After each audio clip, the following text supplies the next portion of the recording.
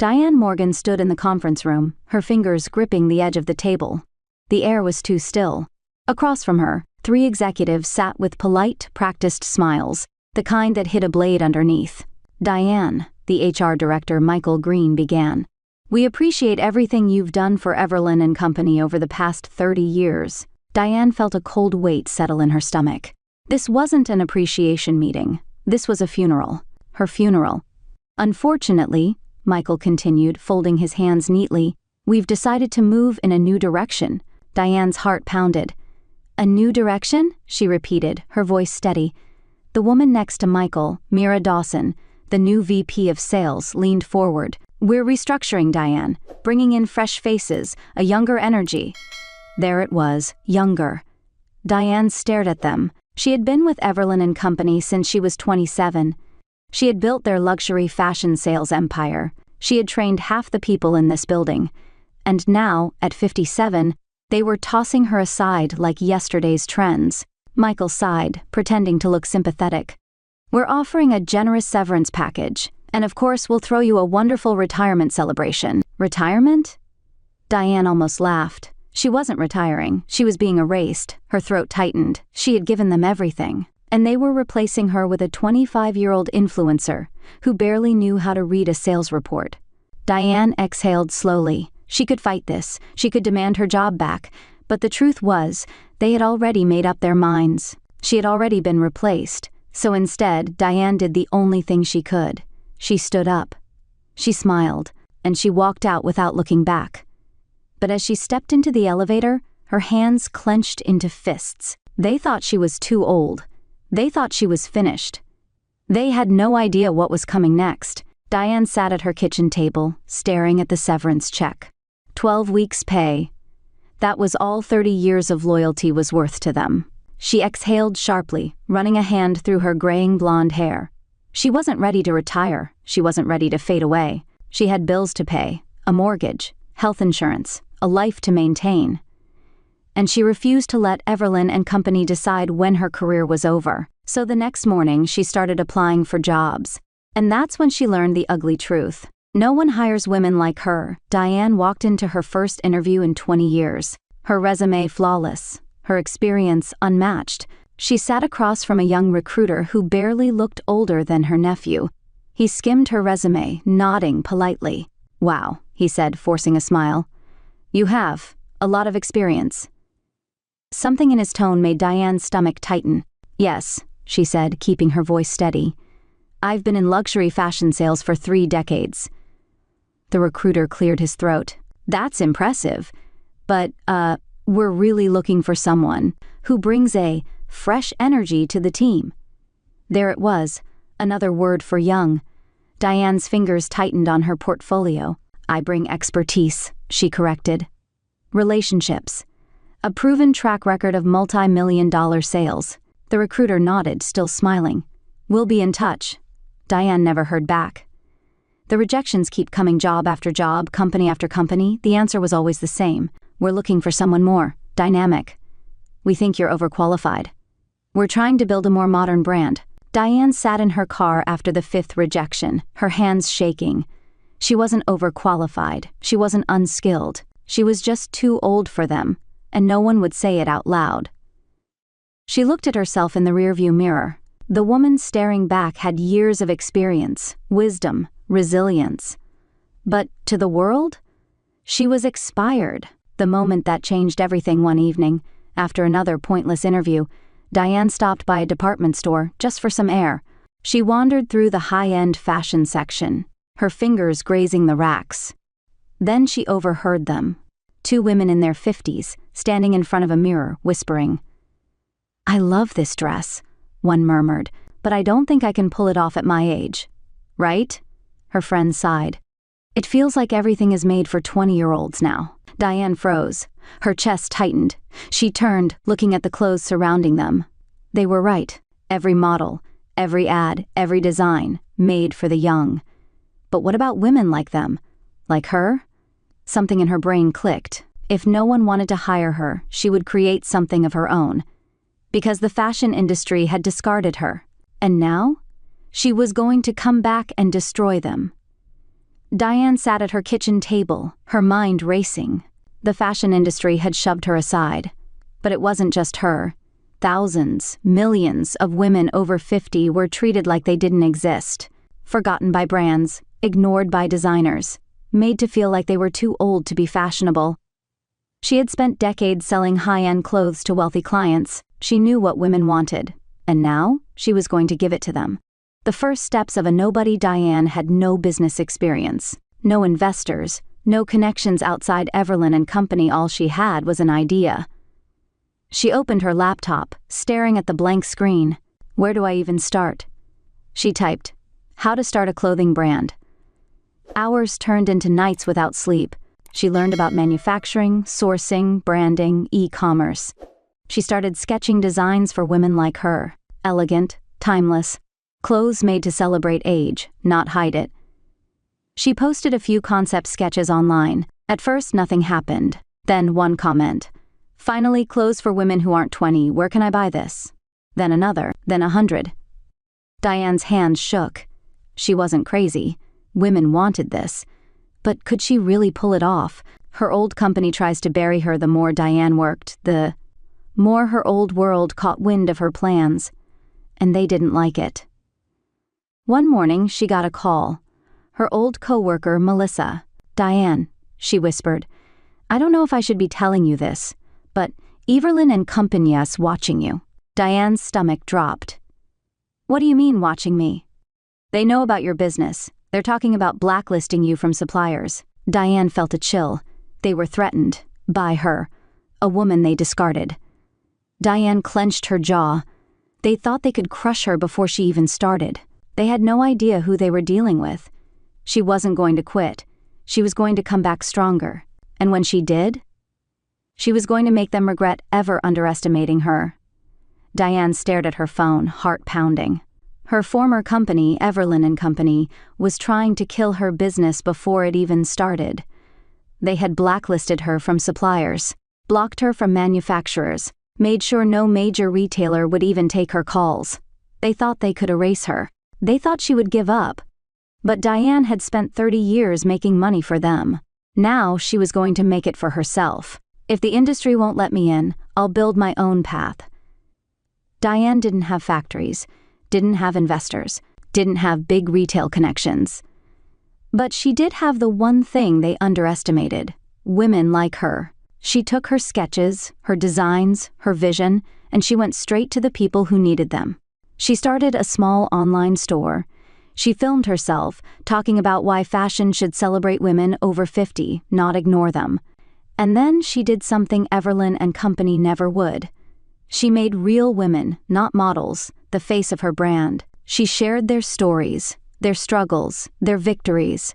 And in just a few weeks, her message exploded. The viral moment that changed everything. One night, Diane posted a simple video. She sat in her kitchen, her gray-streaked hair loose around her shoulders. She held up a luxury dress from Everlyn and Company and then one of her own designs. "This," she said, holding up the Everlyn dress, "is what the fashion industry thinks we should wear, if they think about us at all." She let it fall to the side. "And this," she said, lifting up her own piece, "is what we actually want." She looked straight into the camera. "They told me I was too old to be here, too old to matter, so I built a brand that proves them wrong." She hit post and went to bed. She woke up to 1.2 million views. Her inbox was flooded.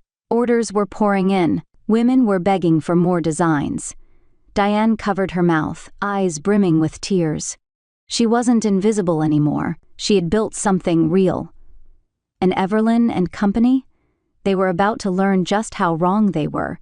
She was fired for being too old, but she came back for revenge. Part 5. The day they came crawling back, Diane stood in her tiny home office, staring at the screen. 100,000 orders. Her inbox was overflowing with requests. Women were begging for more. Designs, bloggers, influencers, and even fashion magazines were reaching out. Her brand, Morgan and Company, was no longer just an idea. It was a movement. She had done what Everlyn and Company never thought possible. She had built something from nothing. And now? They wanted a piece of it. The call that changed everything. Her phone rang. She almost didn't answer. Then she saw the name. Mira Dawson. The same woman who had sat across from her in that conference room. The same woman who had smiled while firing her. Diane's lips curled into a smirk. She picked up. "Diane!" Mira's voice was too cheerful. "It's been a while." Diane leaned back in her chair. "What can I do for you, Mira?" A pause. Then, "We'd love to talk about a potential partnership." Diane nearly laughed. 6 months ago, they threw her out like trash. Now, they wanted her back. They wanted to buy her out. She had a better idea. Mira laid out the offer. Everlyn and Company wanted to buy Morgan, and Company absorb it, own it. They would let Diane stay on as an employee. Diane's fingers tapped against her desk. She could say yes, take the money, walk away. But then, she thought about the women who had believed in her, the ones who had been told they were too old, the ones who finally had a brand that saw them. She took a slow breath. "Mira," she said. "I appreciate the offer." Mira perked up. "But I have a better idea." A pause. "I'll buy you." Silence. Diane smiled. "Everlyn and Company is struggling. Sales are down. Women are leaving your brand for mine. So instead of you buying me out, I'll take your failing luxury division off your hands." Mira sputtered. You can't be serious." Diane chuckled. "Oh, I'm very serious. Because guess what, Mira? I'm not too old for this industry. I'm just too smart to work for you." Then she hung up. And just like that, the woman they discarded became the woman they feared. Diane stood in her tiny home office, staring at the screen. 100,000 orders. Her inbox was overflowing with requests. Women were begging for more designs. Bloggers, influencers, and even fashion magazines were reaching out. Her brand, Morgan & Company, was no longer just an idea, it was a movement. She had done what Everlyn & Company never thought possible. She had built something from nothing. And now? They wanted a piece of it. The call that changed everything. Her phone rang. She almost didn't answer. Then she saw the name. Mira Dawson. The same woman who had sat across from her in that conference room. The same woman who had smiled while firing her. Diane's lips curled into a smirk. She picked up. "Diane!" Mira's voice was too cheerful. "It's been a while." Diane leaned back in her chair. "What can I do for you, Mira?" A pause. Then, "We'd love to talk about a potential partnership." Diane nearly laughed. 6 months ago, they threw her out like trash. Now, they wanted her back. They wanted to buy her out. She had a better idea. Mira laid out the offer. Everlyn and Company wanted to buy Morgan and Company absorb it, own it. They would let Diane stay on as an employee. Diane's fingers tapped against her desk. She could say yes, take the money, walk away. But then, she thought about the women who had believed in her, the ones who had been told they were too old, the ones who finally had a brand that saw them. She took a slow breath. "Mira," she said, "I appreciate the offer." Mira perked up. "But I have a better idea." A pause. "I'll buy you." Silence. Diane smiled. "Everlyn and Company is struggling. Sales are down. Women are leaving your brand for mine. So instead of you buying me out, I'll take your failing luxury division off your hands." Mira sputtered. You can't be serious." Diane chuckled. "Oh, I'm very serious. Because guess what, Mira? I'm not too old for this industry. I'm just too smart to work for you." Then she hung up. And just like that, the woman they discarded became the woman they feared. Diane set down her phone, her hands steady. She had just done something unthinkable. She had turned down Everlyn and Company, not just turned them down, humiliated them. 6 months ago, they had laughed her out of the building. Now, they were scrambling to save themselves from the brand she had built on her own. And she had one final move left to play. The fashion event that changed everything. A week later, Diane received an invitation. The annual Luxury Fashion Summit, the biggest names in fashion, the place where Everlyn and Company had once ruled. And for the first time, Morgan and Company had been invited. Diane knew exactly what this meant. Everlyn wanted to prove they were still relevant. They thought they could outshine her. She was about to show them how wrong they were. The moment she took the stage, Diane stood backstage, watching as Mira Dawson stepped onto the main stage. Mira smiled at the audience. "Everlyn and Company is proud to continue setting trends in the fashion industry," she said smoothly. Diane smirked. "Not anymore." The moderator stepped up. And now, let's welcome Diane Morgan, founder and CEO of Morgan & Company, one of the fastest-growing fashion brands in the country. The audience erupted in applause. Diane walked onto the stage. She passed Mira, who wouldn't even meet her eyes. She took her seat, and when the moderator turned to her, she smiled. Morgan & Company was built for women over 50, she said, because we don't age out of style, we don't disappear, and we are far from done. The audience cheered. Mira's face was stone cold. Diane had won. She wasn't just a woman they had fired. She was the woman they could never replace. Diane stood on the stage, the crowd still buzzing from her last words. She could feel it, the shift in power. 6 months ago, she had walked out of Everlyn & Company feeling humiliated. Now she stood in front of the entire industry, stronger than ever. And she wasn't done yet. She took a slow breath, letting the silence stretch. Then, with a smirk, she said, "Oh, and by the way," she turned to the crowd, "I have an announcement." The moderator blinked. Mira shifted in her seat, suddenly on edge. Diane smiled. "As of today, Morgan & Company is acquiring Everlyn's struggling luxury division." A gasp rippled through the audience. Mira's face turned pale. Diane leaned forward, her voice smooth. "They tried to erase me. They told me I was too old. Now they're selling their biggest asset to the woman they threw away." She turned to Mira and smiled. "Ironic, isn't it?" The audience exploded in applause. Mira? She couldn't even look at her. The day she walked back into her old office, as the boss 1 month later, Diane stepped into the Everlyn & Company headquarters. But this time, she wasn't an employee. She was the owner. She walked past the same conference room where they had fired her, past the same faces that had once looked down on her. Now? They scrambled to impress her. Diane paused at the door to the CEO's office. Her office now. She ran her fingers along the desk, taking in the moment. Then she turned to her assistant. "Get me the team," she said. "Let's rebuild this my way." And with that, Diane officially took back everything they had stolen from her. The woman they discarded had just bought the empire that betrayed her. And that was the sweetest revenge. Diane sat in her new corner office, looking out at the skyline, the same city where she had once been discarded, humiliated, and left with nothing. Now she owned the very company that had betrayed her, and she wasn't stopping there. She opened her laptop, scanning the numbers. Morgan & Company was thriving. Sales had doubled. Customer loyalty was off the charts. Women over 50 finally had a brand that saw them. And Everlyn & Company? Now just a branch of her empire. She had taken what they built and made it better. A message to every woman who was told she was too old. Diane picked up her phone and started recording. She looked into the camera, calm and confident. "They told me I was too old. They told me my time was up. They threw me away like I didn't matter." She paused, her voice steady. "But let me tell you something. We are not too old to dream. We are not too old to build. We are not too old to start over." She held up the contract she had just signed, the official takeover of Everlyn & Company. "They fired me. Now I own them." She smiled. "Revenge? It's not about getting even, it's about getting better." And with that, she hit post. Within minutes, the video went viral. Women flooded the comments. "This is the most satisfying revenge story ever. Thank you for proving that we are not invisible. I needed this today. You're an inspiration." Diane sat back, watching it all unfold. She had won. Not just against Everlyn & Company, but against every person who had ever told a woman she was too old to matter. This wasn't just about fashion.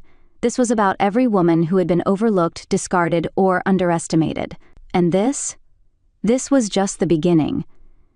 Diane sat in a sleek, modern conference room, one that used to belong to Everlyn & Company's executives.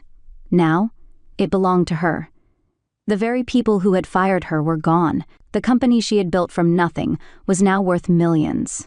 And today? She was launching something even bigger. The day everything changed, the room was packed. Journalists, investors, designers. Diane stood at the podium, camera flashes sparking around her. She took a deep breath, then smiled. "When I was fired from this company, I thought my career was over. They told me I was too old." She let the silence hang for a moment. "Today I stand here as the owner of that very company, And I have one thing to say to every woman who has ever been told she's too old: we're just getting started. Applause erupted. Women in the audience stood up, cheering. Because this wasn't just Diane's story. This was their story. A brand that changed everything. Diane wasn't just here to celebrate her success. She was here to announce something new. We're launching something that the fashion industry has ignored for too long. Clothing made by women over 50 for women over 50. She smiled. Because we don't need their approval anymore. We're building our own empire.